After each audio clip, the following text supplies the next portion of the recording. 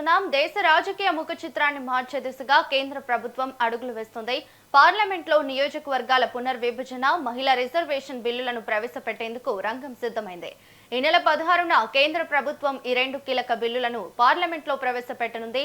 దీనికి సంబంధించి పార్లమెంటరీ వ్యవహారాల శాఖ బిల్లుల ప్రతినిధులను ఎంపీలకు పంపింది. కేంద్రం ప్రతిపాదించిన ఈ కొత్త బిల్లు ప్రకారం పార్లమెంట్లో ఎంపీ సీట్ల సంఖ్య 815 వరకు పెరిగే అవకాశం ఉన్నట్లు తెలుస్తోంది. రాష్ట్రాలకు 815 ఎంపీ సీట్లు, కేంద్ర పాలిత ప్రాంతాలకు 35 ఎంపీ సీట్ల వరకు పెరగనున్నాయి. అయితే ఈ బిల్లులపై దక్షిణ రాష్ట్రాల నుంచి తీవ్ర వ్యతిరేకత వ్యక్తమవుతోంది. సీఎం రేవంత్ రెడ్డి, తమిళనాడు సీఎం స్టాలిన్లు కేంద్రం ప్రవేశపెడుతున్న ఈ బిల్లులను తీవ్రంగా వ్యతిరేకించారు. ఏపీ సీఎం చంద్రబాబు కేంద్రం ప్రవేశపెడుతున్న బిల్లులకు మద్దతు తెలిపారు. నారీశక్తి వందన్ బిల్లుకు పార్లమెంట్లో మద్దతు తెలపాలని సీఎం చంద్రబాబు అన్ని పార్టీల అధ్యక్షులకు లేఖ రాశారు. డిలిమిటేషన్ బిల్లులోని అంశాలపై చర్చించేందుకు రేపు ఏఐసీసీ అధ్యక్షుడు ఖర్గే నివాసంలో ఇండియా కూటమి నేతల సమావేశం కానున్నారు.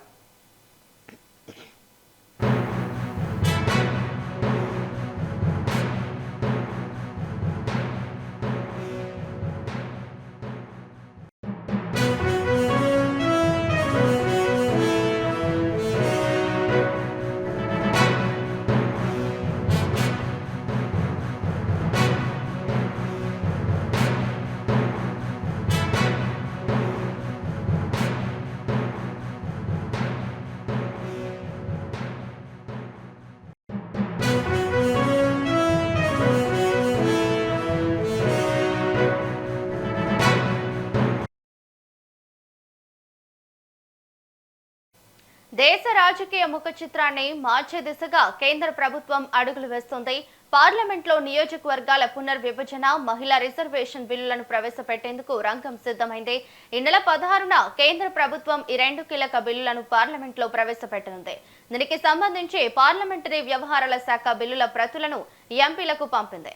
కేంద్రం ప్రతిపాదించిన ఈ కొత్త బిల్లు ప్రకారం పార్లమెంట్లో ఎంపీ సీట్ల సంఖ్య 815 వరకు పెరిగే అవకాశం ఉన్నట్లు తెలుస్తోంది. రాష్ట్రాలకు 815 ఎంపీ సీట్లు, కేంద్ర పాలిత ప్రాంతాలకు 35 ఎంపీ సీట్ల వరకు పెరగనున్నాయి.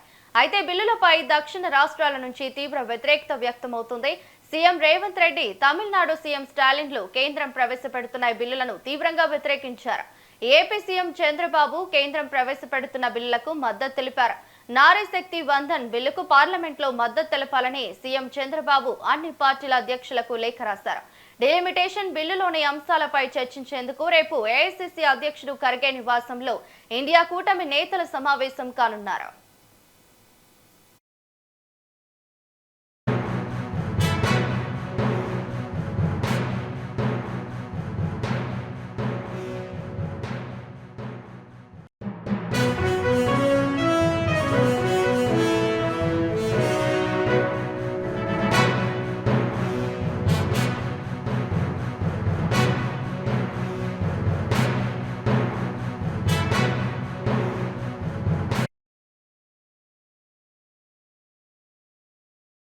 అయితే బిల్లులపై దక్షిణ రాష్ట్రాల నుంచి తీవ్ర వ్యతిరేకత వ్యక్తమవుతుంది.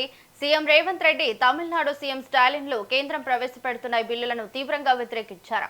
ఇక ఇదే అంశానికి సంబంధించి మరింత సమాచారం మా ఇన్పుట్ ఎడిటర్ రాములు అందిస్తారు. చెప్పండి రాములు. Good evening Ravali. ఏదైతే కేంద్ర ప్రభుత్వం ఈ నెల 16 నుంచి 18వ తేదీ వరకు ప్రత్యేక పార్లమెంటు సమావేశాలు ఏర్పాటు చేసింది. ముఖ్యంగా రెండు బిల్లుల పైన ఈ సమావేశాలు నిర్వహించేందుకు కేంద్ర పార్లమెంటరీ వ్యవహారాల శాఖ మంత్రి కిరణ్ రిజిజు ఇప్పటికే దానికి సంబంధించిన ఎజెండా కాపీలను కూడా ఇవ్వడం జరిగింది. ముఖ్యంగా మహిళా బిల్లు 33% మహిళా బిల్లు రిజర్వేషన్ ఏదైతుందో ఆ మహిళా రిజర్వేషన్ బిల్లు అంశం ఈ రోజు ఇది 3 రోజుల పాటు జరిగే పార్లమెంట్ సమావేశాల్లో ఆమోదింప చేసుకుని 2029 అసెంబ్లీ ఎన్నికలు కానీ పార్లమెంట్ ఎన్నికలు కానీ ఖచ్చితంగా మహిళా బిల్లు వల్ల పెరిగిన సీట్ల సంఖ్యతోటే ఎన్నికలకు వెళ్లాలని కూడా కేంద్రం కృతనిశ్చయంతో ఉన్నట్టు తెలుస్తా ఉంది. మరోవైపు నియోజకవర్గాల పెంపు ఏదైతే డీలిమిటేషన్ పేరుతో ఏదైతే నియోజకవర్గాలు అటు లోక్సభ తర్వాత రాష్ట్రాల పరిధిలో అసెంబ్లీ స్థానాలు రెండు అంశాల్లో కూడా కేంద్ర ప్రభుత్వం ఈ 16 నుంచి 18వ తేదీ వరకు ప్రత్యేక పార్లమెంట్ సమావేశాలు ఏర్పాటు చేసింది. ప్రస్తుతం ఉన్న 543 పార్లమెంట్ నియోజకవర్గాలకు గాను 815 ప్లస్ కేంద్ర పాలిత ప్రాంతాలు 35 మొత్తం 850 పార్లమెంట్ స్థానాలు పెంచేందుకు ఈ రోజు ప్రభుత్వం ఇప్పటికే డీలిమిటేషన్ సంబంధించిన బిల్లు సంబంధించిన అంశాలను కూడా ఎజెండాలోకి తెచ్చింది. రెండు అంశాల ఆధారంగా ఈ కేంద్రం పార్లమెంట్ ప్రత్యేక సమావేశాలు నిర్వహిస్తుంది. లోక్సభ అటు రాజ్యసభ రెండు పార్లమెంట్ సమావేశాలు కూడా సమన్వయంతో నడపాలని చెప్పి కేంద్రం నిర్ణయించింది. ప్రధాని నరేంద్ర మోడీ కూడా నిన్న నారీ శక్తి వందన్ పేరుతో అనేక మహిళా పారిశ్రామికవేత్తలతో బీజేపీలో ఉన్న రాష్ట్రాల సీఎంలు కానీ కేంద్ర మంత్రులు కానీ అందరితో కూడా నిన్న సెమినార్ నిర్వహించారు. ఖచ్చితంగా మహిళల కోసం కేంద్ర ప్రభుత్వం అనేక సంక్షేమ పథకాలు తీసుకొచ్చింది, అనేక కార్యక్రమాలు తీసుకొచ్చింది.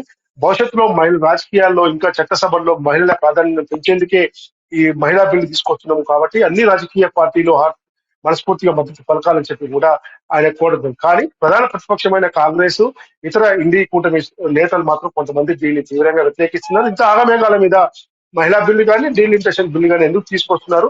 అసెంబ్లీ ఎన్నికలు వైపు నడుస్తా ఉన్నాయి. ఇంకా అస్సాము, విధంగా పశ్చిమ బెంగాల్, తమిళనాడు రెండు రాష్ట్రాల ఎన్నికలు నడుస్తా ఉన్నాయి. 29వ తేదీ తర్వాత పార్లమెంట్ సమావేశాలు అన్ని రకాల అంశాలపైన చర్చిద్దామని చెప్పి కోరుతున్నప్పటికీ మాత్రం కేంద్రం మాత్రం ఇప్పటికే పార్లమెంట్ సమావేశాల ఎజెండా, పార్లమెంట్ సమావేశం తేదీలను ఖరారు చేసి సోనియా గాంధీ కూడా ప్రధాని నరేంద్ర మోడీకి లేఖ రాసింది. అదేవిధంగా ఏఐసిసి అధ్యక్షుడు మల్లికార్జున ఖర్గే కూడా ఈ రెండు అంశాల విషయంలో కేంద్రం తొందరపడుతుంది, ముఖ్యంగా డీలిమిటేషన్ విషయంలో కేంద్రం తీసుకుంటున్న నిర్ణయాల వల్ల దక్షిణాది రాష్ట్రాలు ఉత్తరాది రాష్ట్రాల మధ్య అఘాతం పెరిగే అవకాశం ఉంది, ఉత్తరాది రాష్ట్రాల ప్రభావం ఎక్కువయ్యే అవకాశం ఉందని చెప్పి కూడా మల్లికార్జున ఖర్గే రాష్ట్ర లేఖలో నరేంద్ర మోడీకి పేర్కొంటుంది. మరోవైపు తమిళనాడు ముఖ్యమంత్రి స్టాలిన్ మాత్రం సీనియర్ కేంద్రానికి వార్నింగే ఇచ్చారు డీలిమిటేషన్ పేరుతో.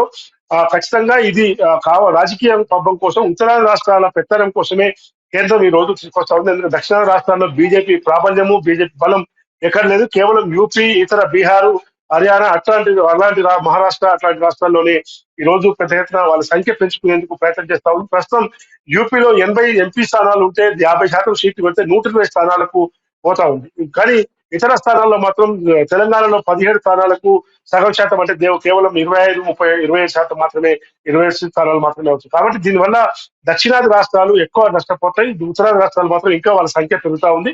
ఇప్పటి వరకు కేంద్రంలో కానీ ఇంకా అనేక కేంద్ర పరిధిలో ఉన్న అనేక పదవుల్లో కానీ బీజేపీ ప్రభుత్వం ఉత్తరాది రాష్ట్రాల నుంచి ఎంపిక చేస్తున్న అభ్యర్థులకు మాత్రమే పదవులు ఇస్తా ఉంది తప్ప దక్షిణాది రాష్ట్రాల నుంచి ఎక్కడ కూడా లేదు. కానీ అదేవిధంగా జిఎస్టీ, కేంద్రానికి చెందించే జిఎస్టీ విషయంలో దక్షిణాది రాష్ట్రాలు 53% కేటాయిస్తే ఉత్తరాది రాష్ట్రాల నుంచి కేవలం 47% వస్తుందని చెప్పి నిన్న తెలంగాణ ముఖ్యమంత్రి రేవంత్ రెడ్డి మీడియా సమావేశంలో చెప్తూ, కాబట్టి జిఎస్టీ ఆధారంగా హైబ్రిడ్ విధానంతో సీట్లు పెంచాలని చెప్పి తెలంగాణ ముఖ్యమంత్రి రేవంత్ రెడ్డి డిమాండ్ చేస్తా ఉన్నారు.